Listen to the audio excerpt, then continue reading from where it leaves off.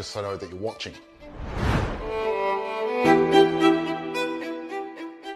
Property guru George Markowski from Positive Property Solution joins us now. George, good morning to you. How are you, George? You've got to hang out with guys like George who know the numbers. Get the real numbers, the facts. Because I can talk to you about cash flow and all those things. George is better at that than me. The thing I'm ecstatic about George, he is a hardcore teacher. He really wants you to learn. Okay guys, we've got 10 seconds left. Can't wait to show you a great, amazing session tonight. 10, 9, 8, 7, 6, 5, 4, 3, 2, 1.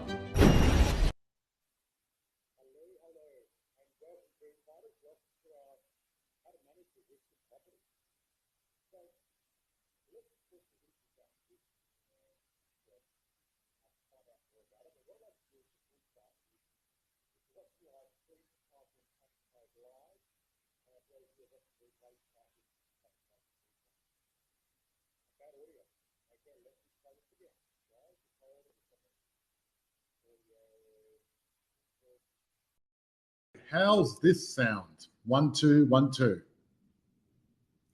Hope that's better. And what I like to do is welcome Hayley Dyson. Hi, George. How you doing? Well, thanks. How are you? Excellent. Really well. Much better. That's good. My audio is better now. Now, today we're going to be talking about risk and things like that. And there's a level of risk. So there's one level of risk, which is zero risk. And then there's extreme risk where you're screwed if you try something. And the question is, where do we go here? You know what I mean? Because, you know, you've probably heard these sayings like fortune favors the bold.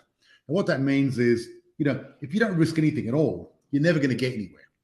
But if you're not smart with your risks, if you don't look at it the right way and do the numbers and get it right, well, then you're a fool because you're going to lose everything. And people that risk things on intuition without the numbers, it's a bit like going to the casino. But if you know what you're doing and you risk it properly, it's very different. And I've got a little story about risk. Basically, you know, if you really want no risk in your life, I've got a great place where you get no risk. There's this little place in Glenside. They give you a padded room and a nice little jacket. They give you 3 meals a day, and there's no risk because you don't leave yourself. But what a way to live, right? Because even you know, getting out of bed, having a shower, walking across the road is risky. So let's talk risk. How you going, Hayley? Well, thanks, George. How are you? Thanks so much for having me. You're welcome. You're welcome. See, I really think when you're starting on your real estate journey, you start investing in property, you're starting to accumulate assets. And at the beginning is when you're most vulnerable because the debt to equity ratio is very large. You're not making a very positive cash flow because it takes time. And that's where most of your risk is at the beginning of your journey. As you go ahead in your journey and you make more money, it becomes less and less risky. And, you know, they say the statistics are that 90% of people that invest in property lose money in the first year. And nearly 100% of people that have property for 7 years make money. So it's all a matter of holding it long enough. So I really think at the beginning of your journey, you really need to manage that risk. So let's talk about risk. Yes, one of my favorite topics. Excellent. Yes. So I completely agree with you. Having a really good risk mitigation strategy can really help you in your property journey because it allows you to hold your property for longer. It allows you to obtain more property and allows you to protect yourself if, God forbid, something were to happen to threaten the security of what you're trying to achieve. Yep. And look, at times like this, I mean, we've just gone through a boom and there's a bit of a correction going on. So it's times like this that, you know, a lot of people feel that it's risky and people want to get safe. Yeah, that's absolutely right. So one of the ways that I encourage clients to get safe, and you do as well, George, is to make sure you have appropriate personal insurances behind you. Yep. Okay. Yeah. So I guess the number one thing that you really want to get is house insurance for your investment, correct? Or, you know, investors insurance, because, you know, The chance of your house burning down is very small. But if it did burn down, it would be devastating. Absolutely. Yep. And obviously it ruins everything that you're achieving if all of a sudden your house is not there and you still have a debt. So, yep, exactly. And I think it's the merchants of Venice were one of the people that actually invented risk management. yes. So what used to happen is the merchants of Venice, they used to get a boat, go out to the east and collect, silks and spices and all this sort of stuff and bring it back. And if they made it back, they would earn a fortune. They'd make so much money. It was a massive return, but it was a very big outlay. The challenge was there was a lot of pirates. There was the Ottoman Empire at the time as well, the Turks and all that. And so it was quite dangerous. And 1 out of 10 ships didn't make it back. So you had a 90% chance of making it back, which is great. But if you had that 10% chance, then you're screwed. So what they did is they decided to get together in groups of 10 and share the risk and say, okay, we'll all send 1 ship each. And if we lose a ship, everyone else will chip in. And that way everyone makes a profit. You make 10% less profit, but you're guaranteed to get something back instead of risking everything. So the funny enough, it worked really well for them, right? Yeah, that's right. And the other fascinating thing about insurance, I know this is in car insurance. I'm not sure about house insurance, but with car insurance companies don't actually make money on the insurance. They make a loss. Yeah, I've heard that as well. Yeah. Yeah. But what they do is the money you give them, they invest that money and they make the money out of the money they invest to be able to pay more for claims. So really, the whole car insurance and house insurance game is not about making money out of insurance, but getting enough people to give them money so they can get that money and play it on the money market. Because short-term lending, when it's hundreds of millions of dollars, is quite lucrative. And they do it over and over again throughout the year. Yeah, that's right. So insurance companies, when it comes to this sort of stuff, and I don't know about life insurance, but I'll be curious about that. But I know house and car insurance, they're actually like a bank. You deposit your money for your premium, and they have it for the year. And what they do with it is they invest it, and therefore they can afford to pay people out. Isn't that fascinating? Yes, that's right. Yeah. And then there's personal insurance, which we want to talk about. And it's interesting about personal insurance because I think that's going to change quite a bit in the future. And the reason being is the personal insurance industry, they have got the best statistics when it comes to, mortality risks, because they need to know what's the chance of you dying. Yes, that's right. Right. And that's why they get a lot of people to fill out all those massive forms. They know, are you going to get sick? Are you going to die? What's the chance?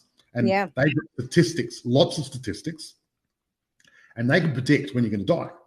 Now, the thing is, recently we've had a longevity explosion where people live longer. It's been happening for the last, thousands of years, especially the last 100 years. But at the moment, someone born today, they say will live to 120. So the difference is massive, and they haven't kept up with that. So that's going to be very interesting because at the end of the day, I suppose they haven't really updated their data. So they got less chance of paying out because less people are going to die. Yeah, so one of the things they did recently to address that was they changed the rules regarding income protection. Oh, really? So they've actually made it a little bit more difficult to get income protection.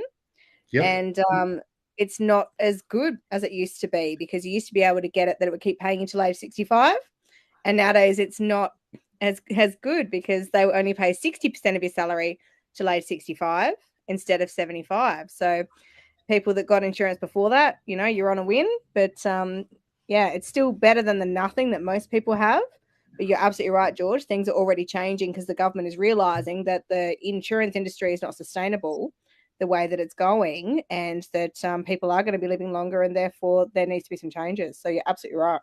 Yeah, but the other deal is, though, the fact of it is, we don't have the population of workers to pay for everyone retiring because the baby boomers are all retiring, and it's a massive amount of people that are going to go out of work, and it's actually in the first world it's catastrophic because it's going to be very difficult because in the past you would sort of had quite a number of workers supporting one or two retirees, but now we've got the grey tsunami. And what the grey tsunami is we've got a whole big bunch of baby boomers that are all retiring at the moment all at the same time.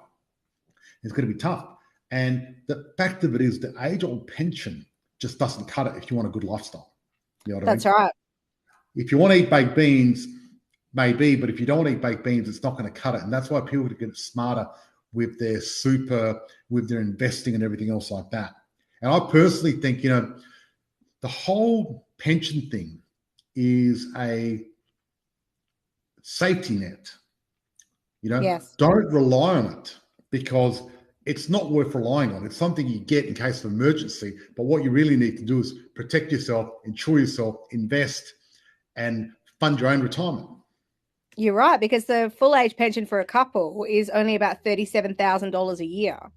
And the pension for a single person is only about 25. So you're absolutely right, because a comfortable retirement for a couple is at least 60 to 70,000. So you funded maybe half of it. So you still got to come up with the other half from somewhere. So that is through your own investing or through superannuation or a combination of both, which is what I personally like, because superannuation is something that we have to have. So let's try and make it work the best we can. Exactly. I mean, I'm not a big fan of super, but if you're going to have it, you might as well use it to its best advantage, because most people got locked away in some stupid fund that charge you too much money, that doesn't really work well. And there's a lot better way of controlling the super and doing a lot better stuff. That's right. You're speaking my language tonight, George. This is all stuff that I get very excited about and I can talk about for a long time. So this is great. Thank you. Thank you so much for having me. And one thing you've done for a few of our clients, you've actually helped them get their savings and their super, invest it, grow it, so then they can get the money and actually use it for property. Correct? That's right. Yes. Yeah. So that's pretty cool as well, which is awesome, because, you know, it's a matter of making all your assets work for you one or the other. You know, what you got to do is the cards you dealt, the cards you have, the super you've got, the equity you have, and everything else you got, you got to try to use them all the best you can. And that's why I surround myself with experts like yourself. So that way I can get the best I can out of my super, get the best I can out of my insurance. Because, you know, if you go to a fund for your super investing, you're just a number. They don't care. Mm-hmm. If you go to a big company for your income protection or life protection, they don't care. They're going to give you whatever works for them. The fact of it is, you know, companies, they're going to do what's in their best interest, not your best interest. And that's why I don't go to a bank for a loan. I get a broker. That's why I don't go to AMP for life insurance. I go to you, because you can shop it against everyone else and then give you the best deal and actually find the one that works for me, because you've got to get a good fit. There's no point getting a square peg and trying to stick it in a round hole, because it's not going to fit. Absolutely. You're right. And there's lots of things that can be done with your insurances and with your super that most people don't realize, because, you know, they advertise all the time that the industry fund is the best, but there are lots of better options out there. Excellent. Yeah. So tell me, what do we need to look at when it comes to risk management? What do we need to look after? What do we need to do? What's the best practices? How do you know what you need? So when you're looking at risk management, when I'm working with my clients, I have a look at their insurances and I have a look at how their superannuation is invested. So it's two very basic things that everyone can do to make sure that they're in the best position possible. So making sure that your superannuation is invested in a way that's in line with your goals can be really beneficial, because most funds just stick you in their standard default option, which may or may not suit you. So it's about making sure that your superannuation is invested so it's growing and it's working the best it can for you and you're not paying too much in fees. Yes, so because it all depends on where you're at too. I mean, a 20-year-old and a 60-year-old are going to invest their money very differently.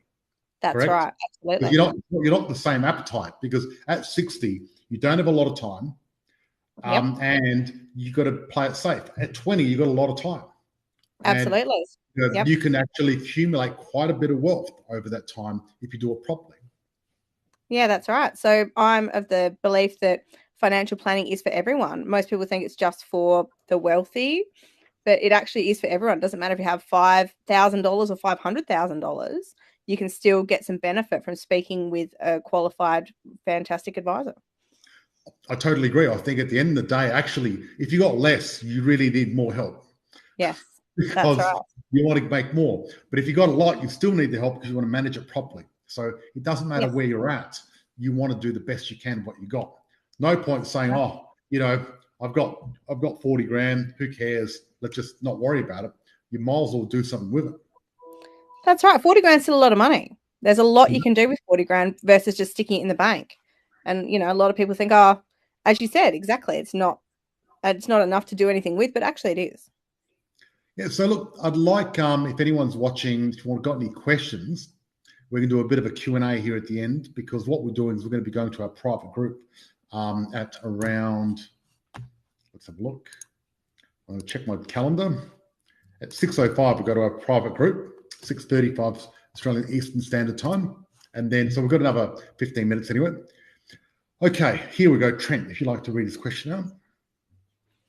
If you were starting out and had 150,000 in cash, what would the moves you'd make be in the current market? Well, you know what? It's actually a really great time to start investing because all the markets are really low. So I know people are going, oh my gosh, I'm losing money. Things are going backwards. But what it means is that you're getting in on the ground floor. You're buying when it's cheap. So you can get in on right now and you can take advantage of all the growth that is coming. Yeah. At the end of the day, Trent, the deal is to really know what you need to do. We need to know the bigger picture. But, a good start is you've got 150,000 K. We don't understand where your goals are, where you want to get. We don't understand your tax situation or for your income, because at the end of the day, it's a fine line between your tax, your income, your equity, and your cash and your goals. And when you put all those together, and when you put those things together, then you can actually find a way of getting where you want to get to. But 150,000 cash is a lot of money. And at the moment, we're in an inflationary cycle. So this is the worst time to have cash. Yes. And the best time. It's the best time because you can buy. Worst time if you keep it in the bank, because the problem is when you keep it in the bank, your money is shrinking day in, day out. And the banks aren't giving a lot of interest. And what happens is people that keep cash in their bank, I've seen this happen over and over again, because the cycles normally last, between 7 to 10 years with the property market, where the properties sort of sit there and do nothing, then they spike, then they have a correction, then they sit there and do nothing, and then they spike, have a correction. And what happens is when people get caught up in waiting, and then they've missed the whole cycle, has gone up, then suddenly they've gone from being able to afford 1 or 2 properties to only 1 or 0 properties. And each cycle they wait, they're going backwards, and suddenly they can't even get into the market, which is really sad. And because a lot of people get caught up in analysis paralysis and get caught up in that. But the other end is you don't want to get FOMO and just jump in and buy anything, because that's not going to help, because you make your money when you buy. So being super careful and doing it right is the most important thing you can do in your life, because if you do it right, it's going to pay dividends for the rest of your life. But if you do it wrong, you're screwed for the rest of your life, literally. Yeah. And that's the problem. So what is the first? Yep, sorry. Go.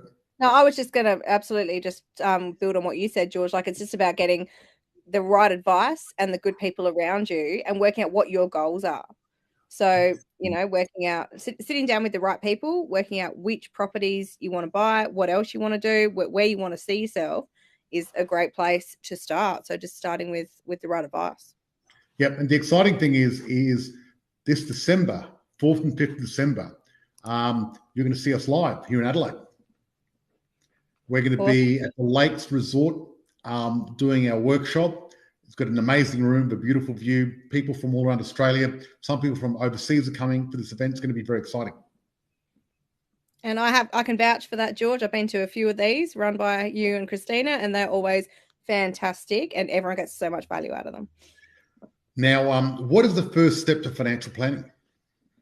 Again, just to reiterate what I just said, is have working with the right people. So sitting down with someone that specializes in the area that you're interested in and the area that you want to grow in, and getting advice from someone who's qualified and can offer you the right strategies. When are you coming to Melbourne again? Well, I was only there recently, so probably not for a little bit, but I come to Melbourne 3 or 4 times a year anyway, so it depends on when I'm booked in. I've probably got a concert or an event to go there pretty soon anyway. We'll see what happens. Because a lot of concerts get missed out in Adelaide. But they do. I'm planning on moving to Bali soon anyway, so we'll see what happens. I want to I was supposed to go beginning of COVID, but unfortunately with COVID, we couldn't go there. So we've been stuck in Australia for 2 years. So it should be interesting. Yeah. Exciting times ahead, George. Absolutely. Absolutely. Okay. So risk. So what type of risk can you cover? Tell me. Where is it? So I've touched already about making sure your superannuation is working for you, but another big part that I'm quite passionate about is making sure everyone has a good backup plan. You mentioned already, George, about how when people start out in property, they generally have a large debt to equity ratio. So what that means is having adequate protection in place. So if God forbid something were to happen to you that stopped you from earning your income or stopped your family from earning the income, you can still continue to reach your goals. So there's 4 different types of insurance that are available to most people, which is life insurance, which pays a lump sum if you pass away. You know, no brainer, but it's important to make sure that what you would like to happen if you went around is accounted for. So that includes paying off any debt that you would like to have paid off. That includes providing for your family, like by income replacement, things like that. Like, for example, if you have a husband and wife and the wife's on 200,000 and the husband is a stay-at-home dad, if the wife passes away, even if the husband has no debt, he still may struggle to pay the bills. And therefore, that's when you find yourself in a situation where you go, I'm going to sell that property. I'm going to, make choices that wouldn't ordinarily be your first choice and may not be the right time for you to sell. It may not be, obviously you bought these assets because you wanted to grow your wealth. You didn't buy them just because you had to sell them. So the idea behind that is giving your family a backup if you're not around to contribute. And then there's total permanent disability cover. And that gives you a lump sum if you're totally and permanently disabled and you can never work again. And most people think that means that you're in a wheelchair or you have a brain injury. It might mean that you have a back injury and you can't do your job anymore, so you can't earn an income. So that provides a lump sum that can help you pay for medical expenses and pay for debt and provide for your family, the same thing. Yep. The income protection is very interesting, where they can keep paying your mortgage even if you can't work. That's right. So income protection is one of my favorite ones, particularly for anyone who's, again, trying to grow their wealth, because income protection pays a portion of your salary if you're injured or ill and you cannot work. And that can be for a short period of time or a longer period of time. So I like to have it set up where possible that it kicks in after you've been off work for 30 days, because most people can get through about 30 days without it affecting their cash flow too much. And after that, it continues to pay until you reach age 65 or until you return to work, whichever comes first. So that could cover something like a broken leg. That could cover a car accident. That could cover, something like cancer. You're off work for 2 years and then you get better and you go back to work. Or it can be something where you are never going to work again. And that can continue to pay till you reach age 65. So therefore, again, you've got income coming in, so you can still continue to work towards your goals instead of having to stop everything because you cannot earn an income. Yeah, it is worst case scenario, because funny enough, I don't know if you know this, but back in the 90s, I did a little stint where I was selling life insurance. I did know that, George. And I was working in North Adelaide for the South Australian Soccer Federation Insurance Services. Long name and terrible name. When I'd ring people up, they're like, who do you work for? They could never remember, but SASWIS. But I remember there was a couple that were florists at Adelaide Markets, and I was talking to them about getting income protection. And this is back in the early 90s. I think it was about 92 or 93. And they were going to get $150,000 payout plus 80% of the income or something like that. At those days, it was a lot better. Yes, that's right. And we did the proposal, got it all happening, and they're like, oh, we'll think about it. And I came and saw them. They're like, come back next week. And I was like, God, I don't want to keep coming back. And I came back and I said, hey, are you ready? And he goes, I can't do it. My wife's dead. And I go, ha, ha, ha. How funny. And he looked at me like, no, it's not funny. Because I was like, I thought he was having a joke at me, because we're talking about life insurance. Right? Yeah. And unfortunately, she passed away during that week while they're waiting. And they had 2 kids and a business. And he sort of broke down and said, look, I wish I listened to you, because now I can't run the business. I need to look after the kids. And he was financially just screwed, because he's going to lose the business, lose everything. And it was really tough. It was terrible. It was so sad to hear that. there could have been such a difference if only a week ago we did that. And it's the sort of thing you get that you hope you never need. You know what I mean? Yeah, Yeah. that's right. And unfortunately, George, in my line of work, I've heard that story too many times. So it does happen. I've got a client at the moment who, luckily, I signed him up in 2021. They've come back to me, and he has just been diagnosed with really aggressive multiple sclerosis. Wow. So he's in his mid-40s. He's very shortly going to be confined to a wheelchair and not going to be able to work again.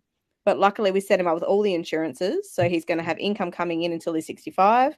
And he's got, a couple of million coming in really soon to be able to help him pay his debts and provide for his family, which includes young children and a wife who was only working part-time. So that's going to make a massive difference to them. You know what I mean? Let's face it, like huge. Because otherwise the financial part of this is going to be very difficult. It's bad enough having something like MS. What makes it even worse is having financial pressure and not being able to do what you need to do. Now, that sort of money, they'll be able to get the best treatment and really do the best they can, which is great. That's right. Yeah. And that, to me, I was absolutely blown away because I'm just like, wow, I'm so glad I met these people and I was able to set them up. So now money is something they don't have to worry about. They can just, as you said exactly, George, you hit the nail on the head. They can just worry about his health and spending time together as a family while he's still well. Yep. So Trent's saying 47 of people that bought at the peak last year locked in 2.79 for 2 years. Would the best time be next year when they're suddenly hit with 5%? Lots of people over leverage. Look, Trent, you're talking about speculation here and trying to work out what people did and what's going to happen to them in the future. There's a lot of moving parts there, and it's very complicated and hard to predict. So what we're better off doing is looking at the market in general and seeing how the market behaves. And basically the property market goes up 5 to 7% on average per year, long term, and doubles every 7 or 10 years. That's a given. Everything else is speculation because we've got lots of immigration, we've got equity, lots of inflation. So that might balance it out. So it's very hard to single out one small part of the market and try to predict how it's going to affect the market. But it's very easy to look at the macro statistics and see how properties double every 7 or 10 years and use that to invest in property. So I really think looking at the macro is much better and healthier. Waiting to invest in property is not a good strategy, because over and over again, over the last 20 years, I've seen it happen year in, year out. People waiting and going, I'm going to wait because of this. After GFC hit, everyone's saying, I'm going to wait for everyone to go broke and then I'm going to buy. What happened? There was a big, massive boom. I remember when COVID hit, everyone said, well, I'm not going to buy now because I'm going to wait till after COVID. And then there was another massive boom. There's going to be another boom again. And if you're waiting, all you're going to do is miss out, because the people that think it's going to drop and there's going to be a boom, then I'll get in after it drops, they end up missing out on the market, not getting anywhere. That's the fact of it. So not a good strategy. A strategy to make money in property, the number one strategy in property is the number one rule. There's 2 rules. Rule number 1, don't lose any money. So you've got to buy the right thing at the right time. Number 2, don't speculate, because if you don't have property, you can't make money out of property.